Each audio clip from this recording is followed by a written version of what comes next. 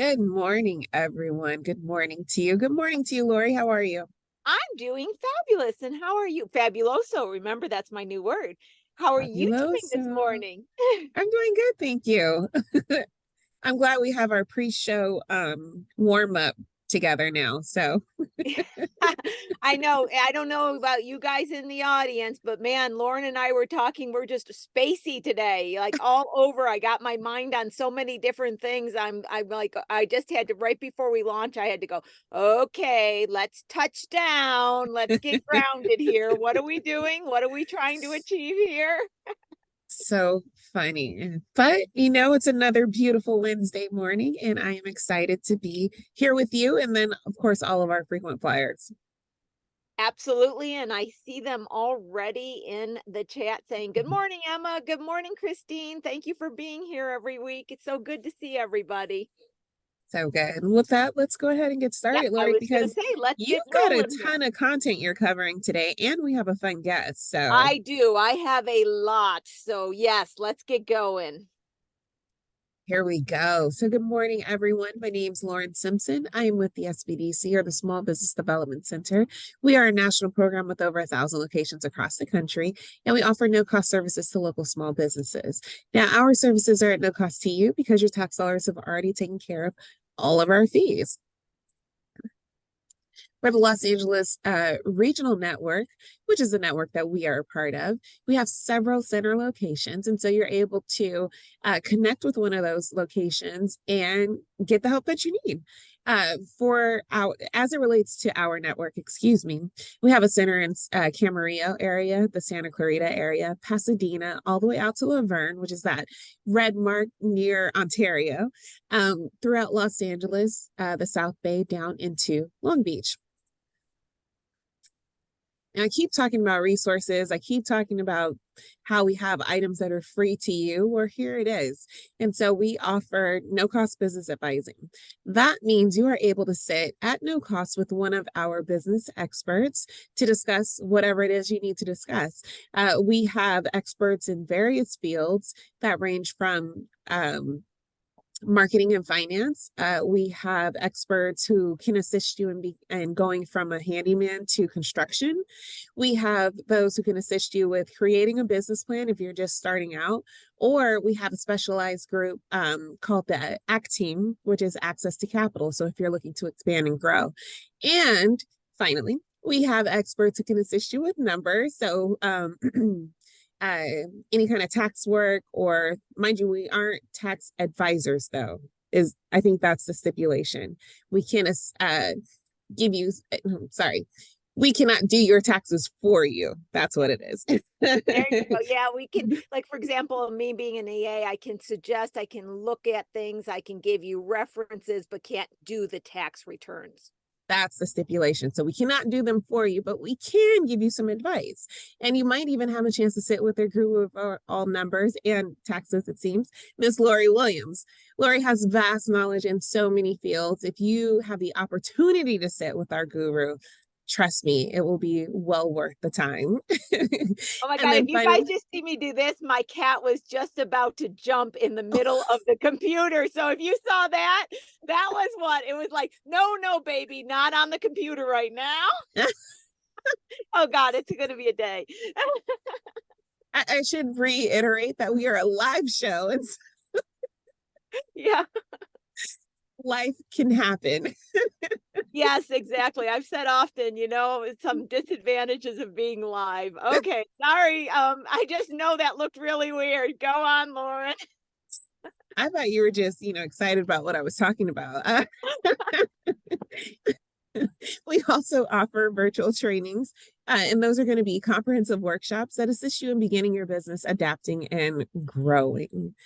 So finally, please get in contact with us. We'd love to work with you. You can reach us by phone, 866-588-7232, or online. That's smallbizla.org/new client. Now, if you've reached us and you're outside of the areas that we serve, that means that you are outside of the Los Angeles, Santa Barbara, or Ventura counties, please go to americassbdc.org/find your SBDC. Lori, I'm going to stop my screen share and then do some quick housekeeping. let's please be sure to put all questions into the Q&A. Again, questions in the Q&A. That way, as Lori is going through speaking, she can glance at the Q&A and address those questions. Now, when it comes to the chat, be sure to check that because there are going to be a few things going on. We're going to have useful links that Lori's going to refer to that I'll pop in there. We have a very special guest today, so there will be information related to that guest as well as the party. And so that's where our frequent flyers and those of you who are newly joining us can hop in and converse relating to the topic that's at hand. So with that, Lori, I'm going to hand it over to you. I'm excited for the show. Perfect. And I'm going to get normal now. No weirdness. Okay. So I'm going to start out with my myth buster and then a little comment, and Lauren is going to put the link into the chat. So let me start with the sentence below. I don't know how many of you guys this would affect, but there's a lot of new rules coming out with the IRS. So I'm kind of picking through them. And if there's something that may pertain to you, putting them in there. So businesses must electronically file Form 8300 to report cash payments over 10,000 beginning January 2024. This is one of those rules that they have, to be quite honest, it's like a money laundering thing they have, and it's also keeping more track of all the money flows. I'm sure IRS is doing that more and more all the time. So that is going in the chat in case that affects you. Look up that rule. So today's Mythbuster, I just want to speak briefly to the fact that if we just increase sales, we will be profitable. I hear this sentence all the time, and I know I've spoken several times to it, but it's such a key point. In most companies, increasing sales increase at least the cost of goods. Think about being a distributor and purchasing products from a manufacturer. Now, this could even be your own product that you are manufacturing, or you could be a service-based business. And so if you increase the amount you're selling, you're increasing the amount of hours you're putting into it, right? So if you picture one of those graphs, it's got the lines like this, and there's lines that go up. When the sales line goes up, let's picture the sales increase, the cost of goods goes up almost exactly the same. So it's making these two parallel. They're going up about the same. There might be a slight discount for added quantity purchase, but those are just so small, they don't make a significant difference. That space in between the sales and the cost to produce is your gross profit. That is what's left over to pay for expenses. And so as this is parallel, you're not really gaining additional gross profit percentages. And if your sales increase, you may need to have more people to help promote that sales. You may need more marketing. You may need more customer service. You may need a bigger office. It can go on and on and on. So a lot of times when people aren't profitable, it's because the overall cost structure is not in alignment. Because remember, a successful business sells enough of the product at a price that's high enough to cover the cost to produce, the expenses to run the company, and has money left over for the owner and reinvestment. So a sales increase when you have a cost structure that's not working is just going to do what I call more tired and more broke. Now, if this is something you relate to, reach out to me, take one of my financial literacy classes. I talk about this. But what I'm basically inviting you to do today is, if in your head you're thinking, if we just increase sales, we will be profitable, go, if we increase sales, what other expenses will increase along with it? That at the least will broaden your understanding. Okay. Financial literacy series is starting again in November, getting a lot of people signed up for that, creating their own internal analysis models and being able to answer questions and bringing their power back to themselves to understand what's going on in their company. Lauren's going to put that into the chat as well. Upcoming shows, next week I have Matt and Karina, Bay Shores RV Park. This is a cute story too, because it's a young couple that bought an RV park just not long ago, about a year ago, and had a baby, lots going on in their life. And so they're learning how to manage the RV park and all the things that come with being a new owner. David Horowitz is coming on the show. He is going to talk about a whole lot of things. So I'm just going to kind of leave it at that. He's going to talk about financing, money, leasing, all kinds of different aspects about his company and what it does and things he's learned over the time being in business. So quite a lot on that aspect as well. Now, today, as Lauren said, it's going to be an interesting show, and it's going to be interesting from many different formats, from all the way to personal discovery and starting a company to what it is she even does. So let me tell you, Valerie is a board certified Ayurvedic practitioner and the owner of Intrepid Ayurveda, her private Ayurvedic clinic in Bixby Knolls. She is a graduate of the California College of Ayurveda, Southern California University of Health Services, and Bhagavat, I know I said that wrong. I said I would try to get that name right. I just don't think I did. Life's Ayurveda Nutrition and Culinary Training Programs. Now, her mission as an Ayurvedic practitioner is to provide her patients and students with the tools and guidance necessary for bringing the body and mind back into the state of harmony, the optimal state for the body to heal themselves. Valerie, welcome to the show. I'm so excited to have you on the show. I'm excited from many different manners because I'm really looking forward to educating the audience on Ayurvedic and what it means. And I know that your training and your passion really encompass everything about our mental, our emotional, our well-being. And that's front of mind for many people. It always was front of mind, but I think even more so today. So I feel like we have so much to learn from you, including your struggles as working through being a business owner. But let's start with Ayurvedic, because I got a funny feeling many of the people in the audience have no idea what I said. So can you kind of just take some time and educate us on what it is? Okay, great. Thank you, Lori. Thank you for having me on the show. I'm so happy to be here and very excited at this very pivotal point in my business. So let's get into what Ayurveda is first, just in a nutshell, because we can study Ayurveda for years. But Ayurveda is an ancient system of holistic medicine, and it comes from India. And it is based off of a wider philosophy of the Vedic sciences.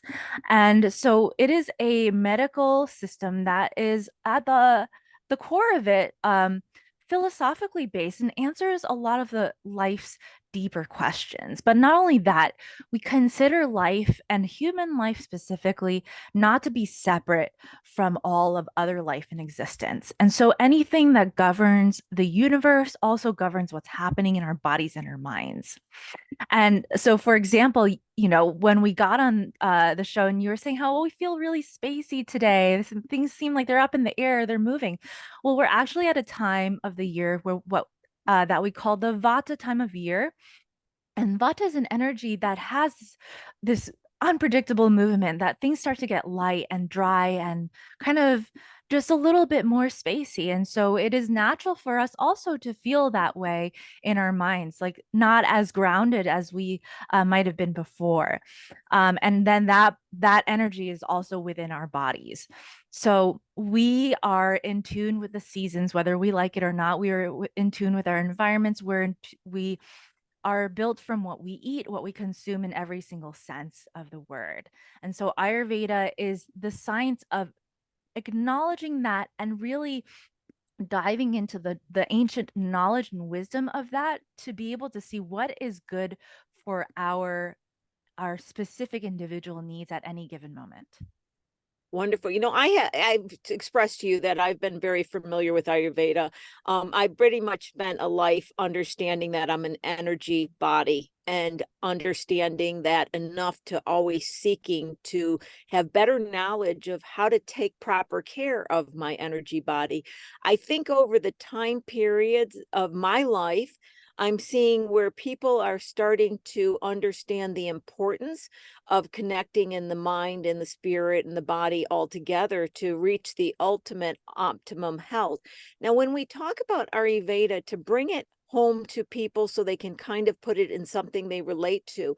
We're talking about foods. Are we talking about meditation? Can we take some common words to say, if I know I'm really making it total generic here, but if I was to do something that would be practicing Ayurveda today, what would I do? Okay. Um, I always start with my clients with simple daily habits.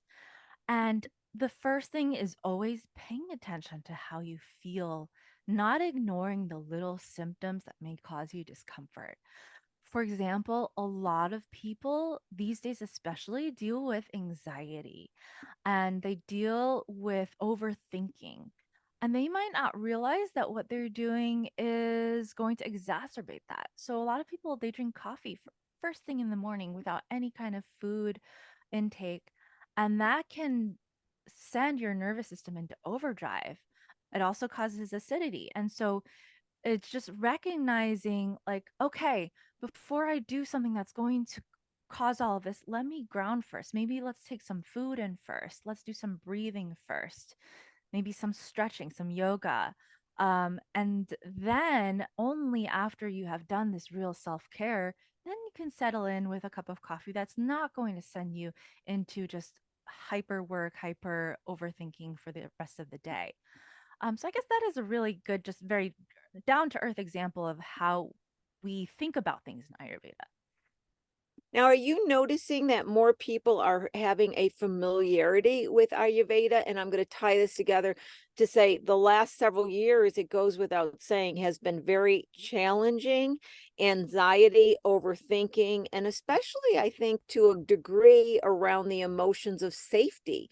So, Mhm. what are you seeing as far as other more, you've been in the industry for a while. Are you hearing more people seeking it out? What kind of situations are you hearing that people are coming to you for? What are you noticing that may be different in the last 3 years from what you noticed before? Okay. Well, let me just start by saying I'm relatively new per se. I've been studying Ayurveda since 2018. I've been in business since 2020, just when the pandemic started. And so I would say, like, almost every single person that comes to see me has some level of anxiety. It's just, there's no escaping it, especially with what we have had to deal with in the past couple of years. But it manifests in so many different ways. And especially for women, it causes a lot of hormonal imbalances. So I see a lot of that coming in. And obviously, like, difficulty sleeping, digestive issues as well, because what happens in your mind will and what happens in your gut are very intertwined, very interconnected. Yeah. I personally know that I can always, I got that gut and I get a stomach ache when I get anxiety. And over the years now, especially when I was younger, I've learned where I go, okay, I'm feeling something in my gut. What's my mind thinking? Let me move this up to my heart and dissipate it. So I fully understand that. So, Valerie, tell me what caused your interest in studying Ayurveda? I know that this is not something that young kids aspire to without knowledge or some experience. So there's got to be a story behind this. Can you share it with us? Yes, and I'll try to make it brief because it is a long and winded story, We but love stories. so by the time I found Ayurveda, I was not a young kid. I was a anxious, depressed individual in my 30s. So how did I get there? um I spent a lot of time in my 20s exploring and, like, living a very lush, vibrant life. I've been a hip hop dancer professionally. I've been an educator, a teacher in Japan.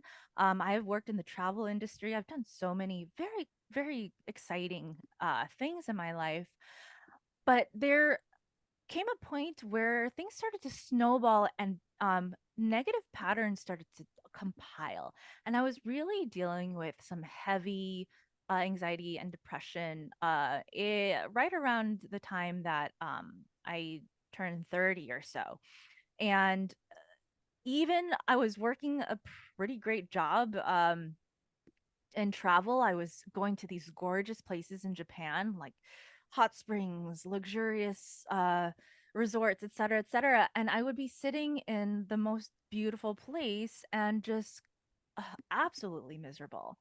And I just knew there was something within me that was wrong, that I needed to make a change. And I really had not given myself the chance to really look at those wounds. And so I started to do some very intensive meditation yoga at that time.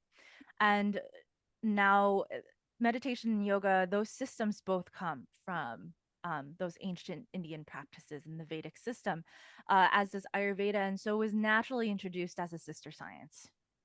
Okay. And I was looking, one, for a career change, and two, I was looking for solutions for my own mental health. And when I discovered what Ayurveda is, that it does look at your whole being, all of your experiences you've ever had in your life, what you eat, your thought patterns, your habit patterns, and it creates a picture for you of what's going on. I thought it was the answer. And so I decided to drop what I was doing and go straight into school for this. And that's how I got there. Wonderful. Now, I've seen several documentaries on treatments of different diseases with Ayurveda medicine, the nutrition, the changes, etc. Remarkable results. Now, I may be incorrect on what I'm about to say, Valerie, so you'll make it correct. But doesn't Ayurveda have an overall belief that we are creating the disease in our bodies, that we have some control over it? And this is kind of a positive I'm speaking on, saying that not we created it, but more we have more control over our health and well-being than many are led to believe. Just wherever I took it, correct it and take it from there on what you can tell our audience. Yeah. And so this is a complicated argument. And so it's not always that you have complete control. You don't really, but you can take responsibility for everything in your life. And so it's a matter of really acknowledging where you are at, and then knowing that what you know, you can act accordingly to help fight it. A lot of us think that our genetics are Mm. something that produce inevitable results, but it just And that's what I was produces. referring to. Yeah, that genetics. My father had heart disease. I'm going to die of heart disease. That too. Thank you, Yeah. Valerie. Comment on that. Yeah, so it's not that you are doomed to a fate. You have a propensity for something if you continue the same habits that got you there in the first place. But we have this idea of opposing qualities in Ayurveda. So something that is light can be opposed with something that's heavy to balance it out. Something that is too hot can be balanced out with something cold. And so if you have a condition where I love the example of anxiety, because like so many people deal with it, which is light, mobile, and it creates all this like frenetic energy. The key is to be able to surround your habits, surround your life, surround your diet with things that are going to be grounding, calming, and slow moving, so that you are able to come to an even place. Gotcha. Yeah, and so like if you are willing and able to see where you are, even though it may not be where you want to be, it gives you a lot of power. And that responsibility is not a bad thing. It's empowering in that way. Now, in that, and you'll kind of help me if I don't ask the question correctly, because we're going to get in the business aspect for a second, but I just want to touch on this. And my thoughts are, and I think about this a lot, although there are those that go to the mountains in a cave and meditate for their entire life, I learned that I don't look upon it like, oh, we all want to be that, but I can't. I look at it like there are certain beings that's their destination, but being fully engaged and involved and in love with what we could sometimes call the chaos of the world, the excitement, starting a business, going outside your comfort zone. That's also a wonderful place to be, but it's the mixture of knowing how to go there in a certain state of mind that also allows you to be in the chaos and experience peace. So if anything I just said made sense, can you run with it? Because I know our audience is in the chaos wanting to experience peace, right? So that's where I'm connecting the dots for the audience. It was a perfect question because I actually think about this so much. When I was wounded and I was so down, I I I really wanted to run away and meditate in cave, right? And doing that for a little bit did help. But we have to recognize when we are running from something or when we are truly pursuing something because we deeply feel called to it. And, after a while, the medicine is just medicine. So, I've had to really look at, okay, well, am I doing this because I just want to, leave the material world behind and do nothing else with my life but meditate? And then the answer is no. I do want to have the groundedness, and I want to have the what we call ojas, or that inner resilience, to be able to live in the beauty of the chaos. I love the energy that I was able to have, the freedom of self-expression that I had as a hip hop dancer. Like, I want to be able to experience that joy without the depletion that I was experiencing before, right? And so, like, a lot of us give up a lot because we just feel like everything is too much. But that's just a sign that we do need to get back to center and give ourselves a little bit more of that healing and that resilience. And Ayurveda does provide that, and we don't always need to be so closed off. It's just, finding where you need to be right now. I love what you just said about experiencing the joy without the depletion. Those were beautiful words. I love that. So now, as we go into your business, and something that I see a lot is whether the business model involves some of the healing, whether it involves some of the healing, or it's even offering a product that does something better.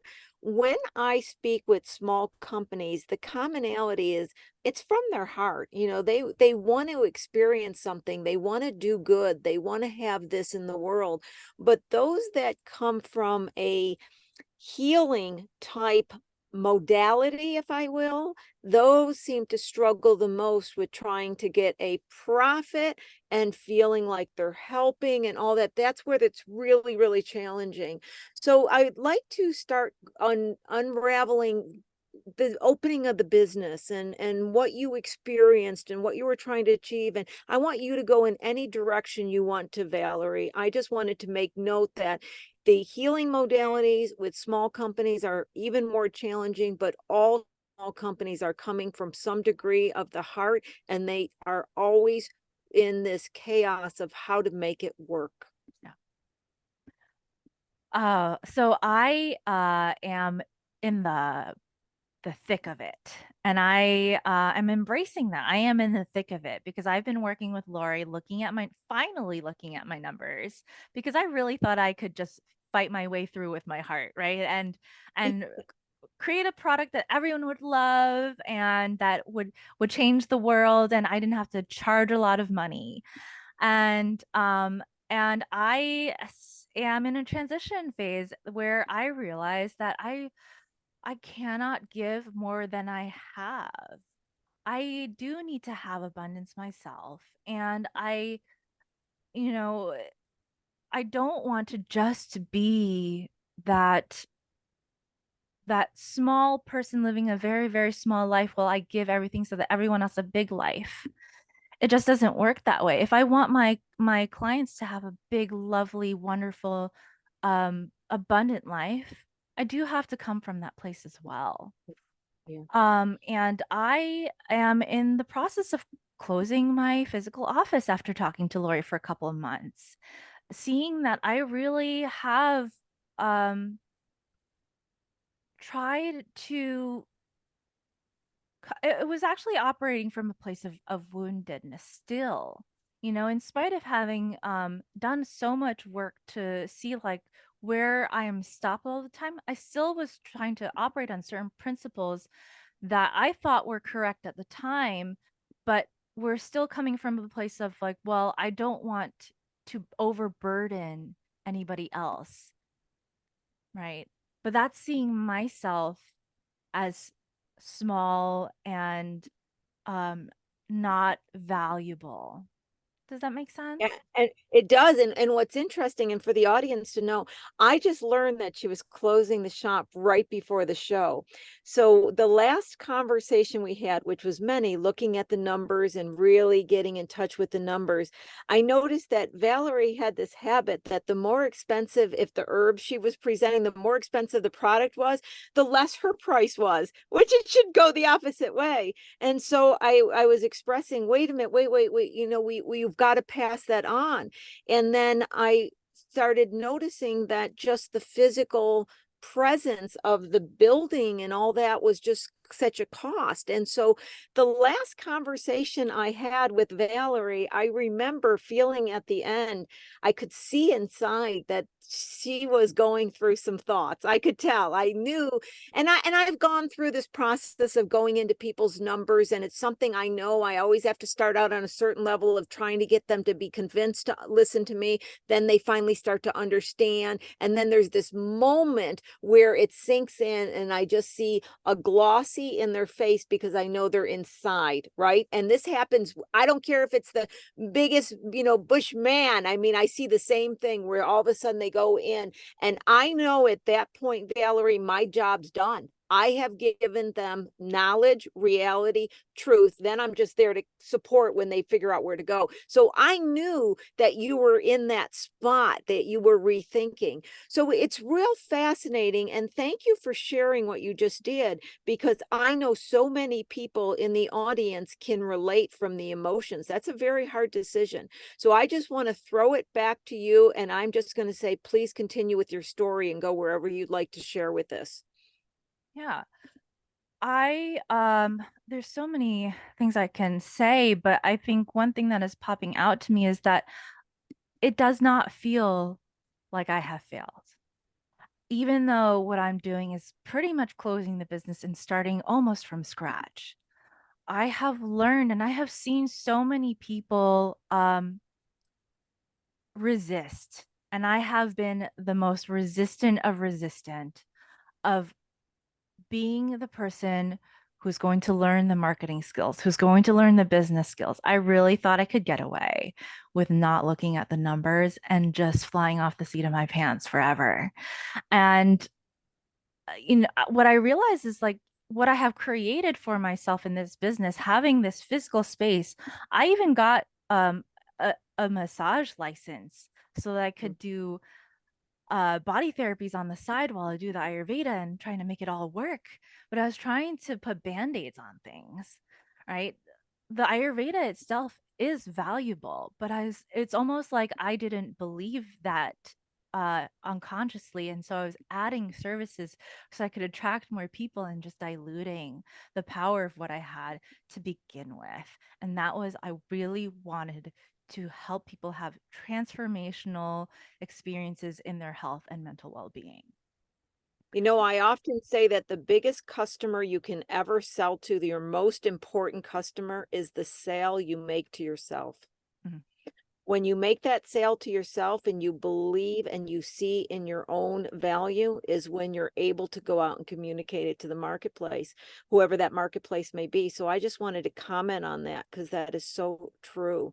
So tell us, after, you know, first of all, can we just spend a minute on helping people that are dealing with that emotionally? Because I'm telling you, Valerie, from my personal experience of talking with people, my conversations, at least one a day, is in the space of where you are right now, going forward or going, you know, backwards or whatever they're doing and feeling like they failed. And it's going right into the pit of their stomach. And I get things like, I cried all night, I couldn't sleep, I haven't eaten, I've done, I mean, I cannot tell you. So can we spend just 1 minute on helping or explaining what you did to get out of that emotion, or what can we do to fight that ugly bear, if you will? Yeah. I had a couple of epiphanies. And they came one after another. One was talking to you and just seeing that the numbers didn't work. And that I knew in my heart, I was like, I can't always put myself last anymore. I can't. I do deserve the same happiness that everyone else does, that I want for everyone else. So that was one.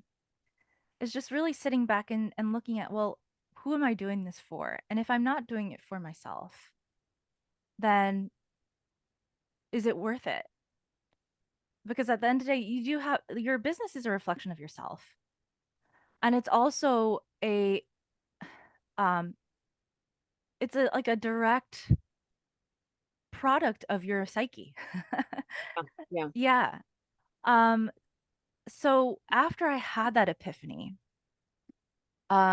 I was lucky enough to have read a few books on how you can get help. The next thing is to really surround yourself with support. Yeah. I mean, I think SBDC is awesome if you have you need some free services if you're short on cash, but also like if you really want to make it happen, also know that like it is worth the investment for yourself Yep. to get Yep. paid help. And Absolutely, yeah, because the SBDC, we, even from my private company to the SBDC, I can only have like a little bit of a reach into someone. It's not until you actually go and hire someone that you're getting them to actually work right next with you and do the work too. I agree with you. And I think too often people don't want to spend money on anyone and they need that help. So thank you. I just want to stop to make sure people got what you just said. Please continue. and this is the way that it happened for me. It does not have to happen for everybody else this way. I ended up finding a virtual assistant Okay. for marketing, because what I really wanted to do was, one, heal the part of myself that does not want to be seen. I was sabotaging my own ability to market. And so I knew that if I, one, if I wanted my business to succeed, but if I want to get over this hump also of a feeling of this lack of self-esteem, I would need that external help. Yeah. So I hired someone who would be able to do that work for me. It would keep me accountable on my toes because they're expecting to do some work for me. And also that virtual assistant comes with coaching and training for how I can do that marketing. And so I invested a lot into that. The other thing that I did, I went to a conference and I met a business mastermind that offers help for wellness professionals to overhaul their business model to be profitable and more effective. And there are organizations out there for every industry Yep, that are there there is. to help you. They're there to help you. And it's just a matter of you saying yes and putting in that investment. And it's absolutely worth it because I no longer feel alone, which is what I have felt in the past year. I feel like I now am responsible to not only me, but everyone else who is cheering me on to do the work and be successful. And I am just starting this journey. I'm already seeing one. I'm no longer waking up feeling depressed and sad. Good. Yeah, that's good. When people go in, I've spoke on this for many, many years. When people go into a business, and especially small businesses, what they do is they think only about the thing they're offering. I'm offering this help. I'm doing this product. What they don't realize is when we look at a corporation and we see that we have to have a law firm, they have a legal person, they have an HR person, they have a marketing person, they have a finance person. Even though we're just ourselves, we still have to approach all of these disciplines and we have to know them. And if they're not engaged in our business, we're going to have a problem. Now, if we don't have employees, we don't need HR, but we at least need to have some kind of knowledge of the legal, the government regulation, and the finance. And this is where, and the marketing and sales, I meant to add. And this is where, if you're not comfortable with sales and suddenly you have to sell your business, your services, it's challenging. If you don't understand finance, it's challenging. So I think the takeaway, and Valerie, you comment and see if I'm saying this correctly in your words, is that you have to know that you have to approach all these with a certain level of understanding. And if you don't have the understanding, or you need somebody to at least help you along in these understandings and actions, there's a lot of organizations and individuals to support you if you just acknowledge you need the help and go get it. Would Yeah. that be a way to say it? Yes, that would be a great way to say it. And just like that, knowing that there's no I in team. You can only get so far with one person. There's no I Maybe, in team. I love that. right? Lauren, put that in. There's no I in team. I'm sorry. I love that. I never heard that before. Please continue. Yeah. I mean, yes, there are people who make it work. They only work for themselves, but the the reach that you can have can only go so far. Even the people who seem to be doing it by themselves, they're hiring people in the background to make sure that their inbox is clean, to make sure that their finances are set. They're not actually working alone. Yeah, in They're fact, they're not. I've been talking with several guests that I've had that told stories where, well, I worked here and then I went to the corporation work, then I went and worked there. I've been talking a lot with young entrepreneurs saying, hey, you know what? Sometimes it's good to be involved in other companies because you learn the skills that you didn't know. And it's so true. It's like the old saying, and I'm going to get it wrong, but a village brings up a child or something like that. I killed Mhm. the saying, right? No, it's But right. it's the same thing in business. A business isn't really about an individual. It's about different skills that they learned along the way, et cetera. And it's true. And when you're feeling out there alone, I always say all you have to, well, and I didn't say this, but someone else did. I think it's beautiful. If you're feeling alone, add another L, all one, and just find someone else to help you. We're all one. You've probably heard that expression before. Anybody says, I'm alone. Well, add another L and we're all one. Oh my gosh, yes. I mean, the first day that I worked with my assistant and he said, um, you got this. Like it just felt so good for someone to say that other than me. Yeah. And Yeah. I could go to bed happy. You know, like It is so yeah. true. I mean, I learned a long time ago. I said to myself, I don't necessarily want to work one-on-one with people all the time, but what do I love about associating with people? And I realize I love it when you have that go girl, you got this. Just saying you got this. In fact, a lot of times, Valerie, the strangest things, I go to try something, I go to myself, that inner voice says, Lori, you got this. You got this, girl. Yeah. Those words mean everything. Yeah. So where do you see things heading, or where are you? I mean, we're not going, we're the journey. Tell us about what's going on and what do you see now? Because I can tell that I know because I've talked to you just recently, the lightness about you is so different. You were so heavy the last couple conversations. I can see the light and the brightness. So tell us about the light and the brightness. What's going to go on? Well, one of the things that I was able to do in these past couple of weeks is really reflect on what is it that I want to bring into the world.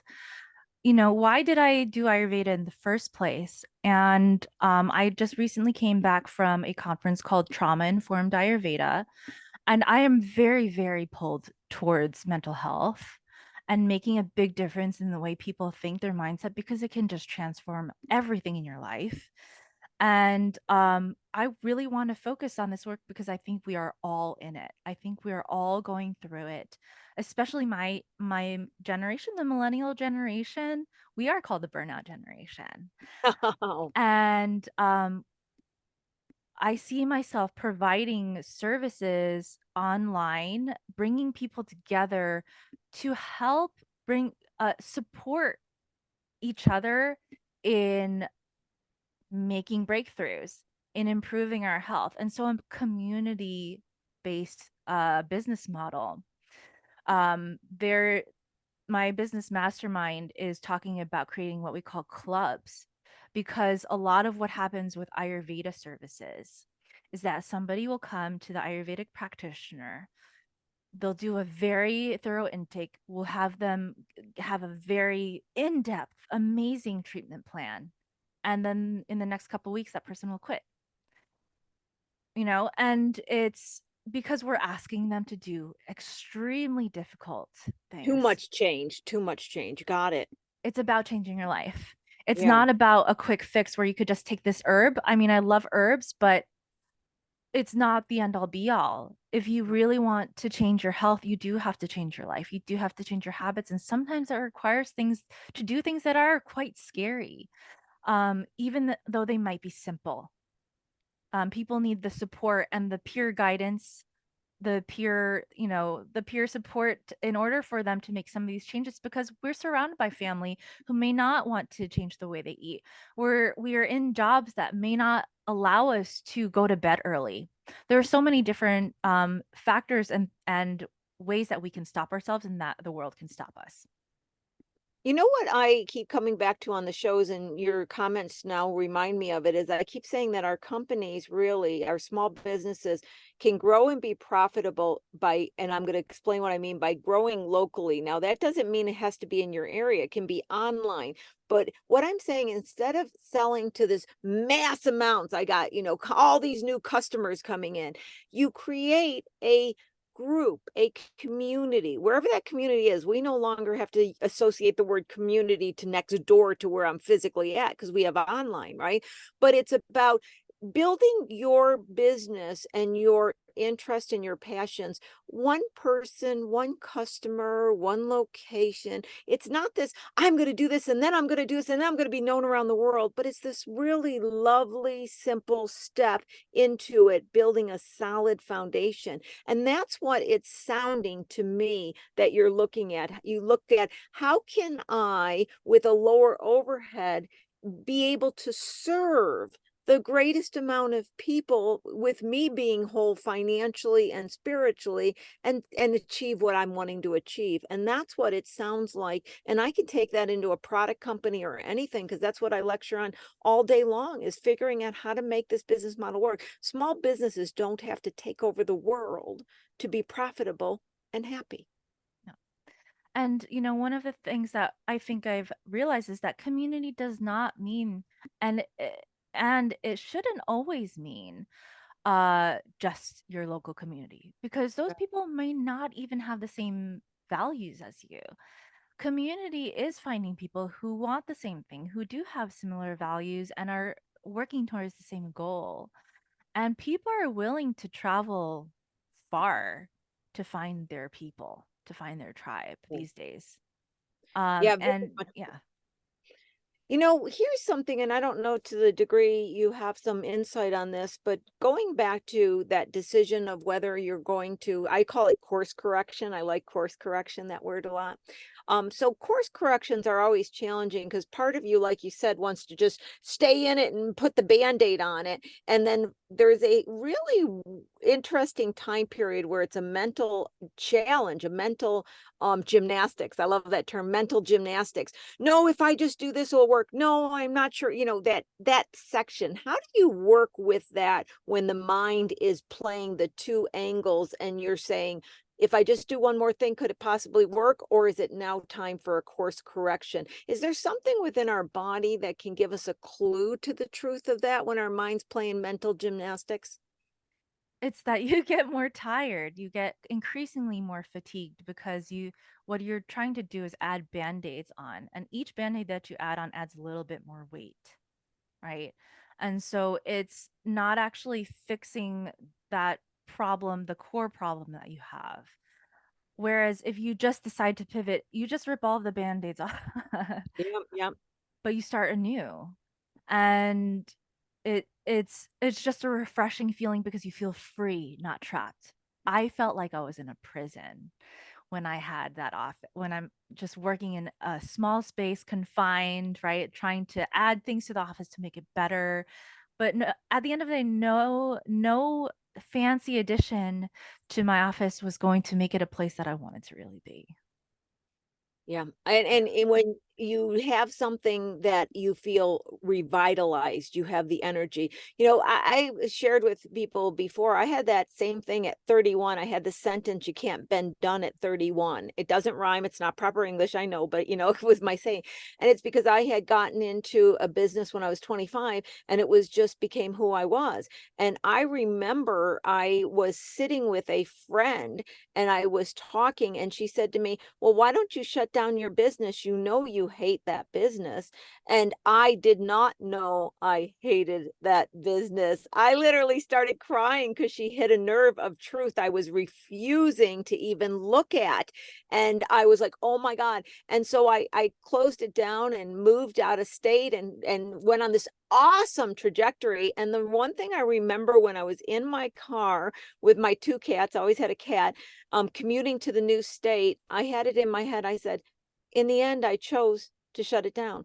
I worried every single day what would happen if it failed. And in the end, I chose. And that was a major lesson for me at 31, because it was like, if I don't face the truth, I create this veil around me that causes me to take actions that are not in my highest best interest, don't bring me financial security, and don't bring me peace. Yeah, that's And absolutely true. yeah, and I know that a lot of people, especially in the last 3 years, are having to look at that. And I always say on the other side, there's a million ways to make money.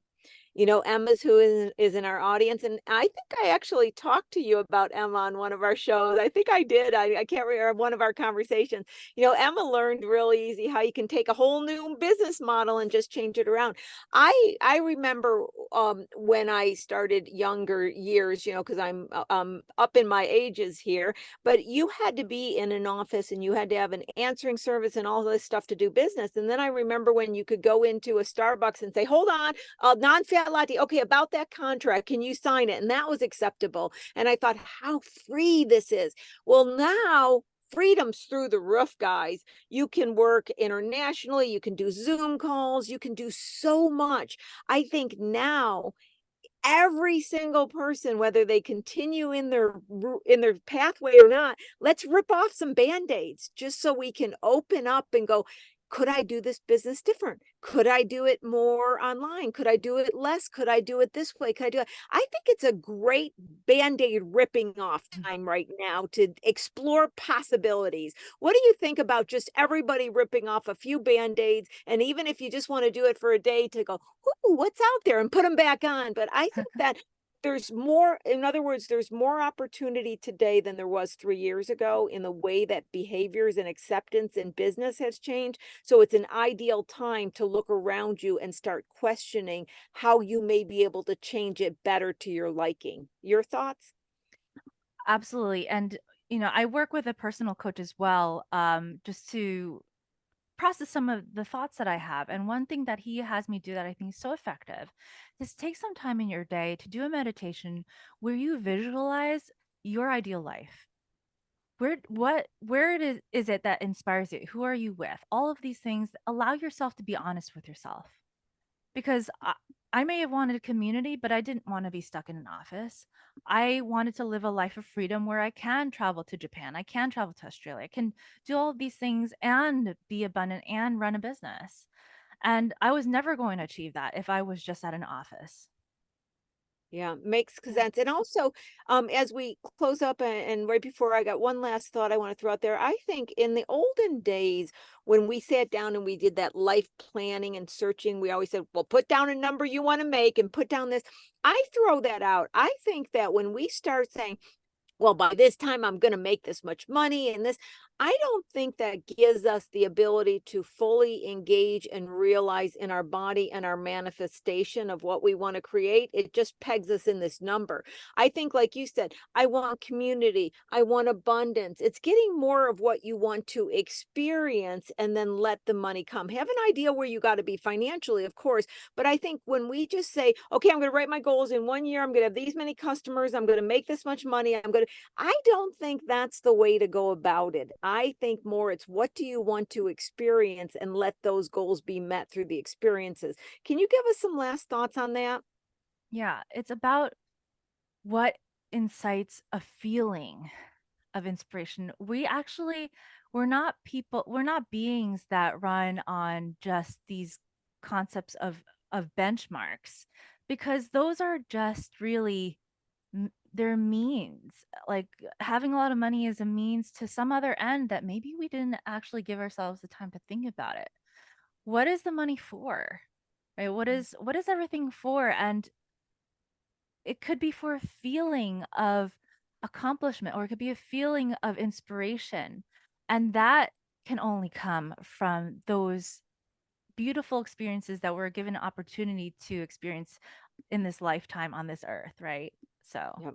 I think really well said. And I think it's time we've put off our feelings for so long. It's time to come back in and let our feelings have a little bit of a stage with us to help us understand how our choices are impacting our overall well-being. Our feelings are our friends, letting us know if we are making good decisions for ourselves personally. Would that be true, Valerie? yeah, and it's not about just letting your emotions run amok, but really acknowledging them and seeing that they're your guide. Yeah. Yeah. That's where I'm trying to get. I know a lot of times I'm like, okay, what's going on in my body? What am I noticing? What is my head saying? What choices am I making? And I have this thing where sometimes I do, this sounds really weird, but I'll wake up and I'll go, well, Lori, honey, am I making okay choices for you? Is there anything you want me to adjust? Let's talk. Is there anything I'm missing? And I just go, and I'll hear, well, or okay, we're okay, good. Then I'll keep going. It's just that acknowledgement. And we, especially in LA and the cities, we just run, run, run, run, run. We don't take a moment to just sit back and think. Well, we're nearing the end of time. I want to get some final thoughts from you, Valerie, but I want to say thank you for your honesty and for sharing this. I just have to believe this has touched many people within our audience, that we're having such a very raw discussion about what life is all about. And that's what this show is. It's real people, real decisions, real thoughts. Any last words you would like to impart with the audience? Yeah. Uh, I really want to encourage people to listen to their inner voice. It is there, and we get so busy that we just want to go, go, go, but it's always there to guide us. And if we really give ourselves the space, it can really turn our lives around. So Yeah, I'll leave you with wonderful. that. Now, I want to make sure, I know Lauren's put your information in the chat. Any other information on how people can get in touch with you, learn more about Ayurveda and the services that you offer? Yes. So if you go to intrepidayurveda.com and you sign up for my newsletter, I will be running that until I shift some gears and I launch my new venture. But even with that, I will be keeping everybody I'm losing my English now, up to date with what's going on. And so you can always get in touch with me there. Well, wonderful. I only I look at the chat every once in a while briefly because so much is happening, but I can see there is a lot of thank yous in the chat, and a lot of this is exactly what I needed to hear. So you made a huge difference this morning. Thank you so much for being here. Lauren, I told you it was going to be fascinating once again. It was super interesting, and things that I hadn't even put together. So, and I'm sure it was the same for the audience because the chat, it was going crazy. Even if you look now, Laura is saying that this is her third time with us, and just saying how interesting it was. Thank you. Looking forward to next week. So Valerie, this topic, this show, this conversation definitely resonated. Thank you. Thank you. So glad to be here. Thank you, everyone. Well, I want to thank our frequent flyers. Like I always say, it's so great to have you every week talk about my community. You guys are my community. You're what I connect to. And those new to the show, thank you so much for coming in. Thank you for watching Small Biz Talk with your host, Lori Williams. Thank you, as always, Lauren, for managing everything behind the scenes and making it seamless for us. So I look forward to seeing everybody next week. Have a good one. Thank you again, Valerie. Bye-bye. Bye, Lori. Bye, Valerie. Thank you both so much. Thank you. Of Bye. course. All right, everyone, be sure to check that chat. I included Valerie's website again, so you can click on it, or you can copy and paste the link into a browser. If you'd like to get in contact with Lori and set up a session with her, please email myself at lsimpson, so LSIMPSON @lbcc.edu. With that, you all have a lovely day. Thank you so much for joining us. We will see you next week, Wednesday at 10 a.m. for another episode of Small Biz Talk, Solutions for Your Small Business. Take care.